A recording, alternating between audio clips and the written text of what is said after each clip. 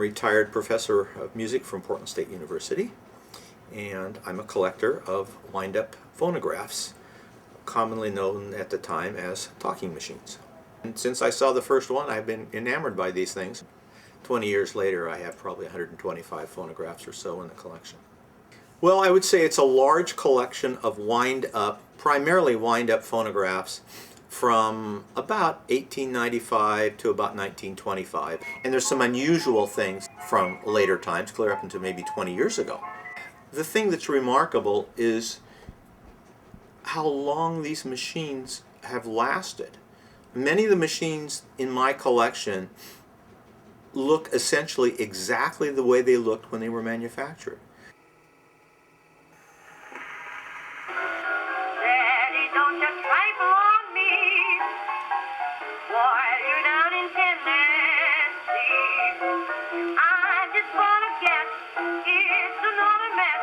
Now you know exactly what your mama's driving at. Daddy, don't you trifle on me, 'cause I'm like a bumblebee. You might ignore me while I was around, but you know I'm on your whim. I sit down, mama's blue as she can be. Oh, Daddy, don't you trifle on me. Edison invented the phonograph in 1878. Edison thought, I'm going to use this to record for business purposes. In other words, the first kind of what we would say dictaphone or business machine.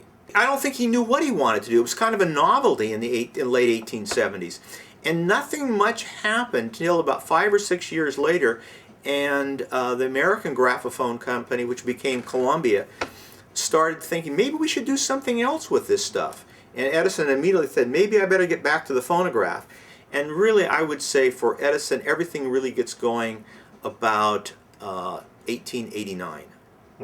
And then we begin to have commercial recordings. And in the time we get into the mid-1890s, there are quite a few people that have these wind-up phonographs in their homes. When she borrowed my only husband and forgot to bring him back.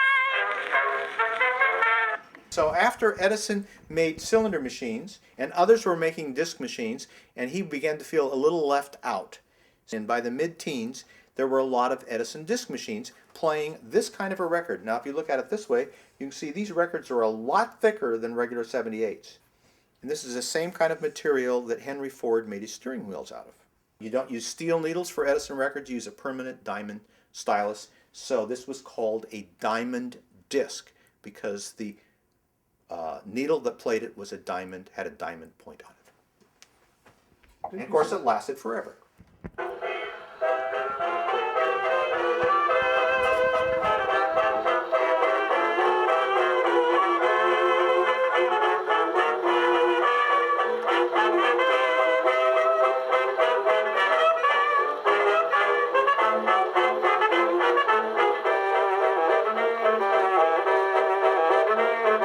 You can see that this is the kind of music that led to jazz. This is from a Scientific American magazine of August 1918. Here's Caruso singing into a horn. So you see him closest to the horn, and everybody else is going to be behind. And you'll notice in this example, there are string players up here, and the violin has a horn on it. This is called a Stroh violin, and they were made for recordings. It amplified the sound of the violin. And this is how things were recorded clear up until 1925, when the microphone was invented.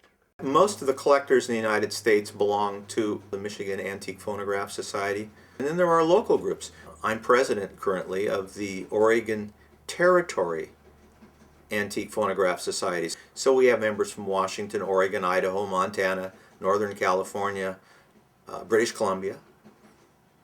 And we meet 3 or 4 times a year and brag about the phonographs we found and swap and tell tall stories. Yeah. Yes, I think all collectors probably do that, you know.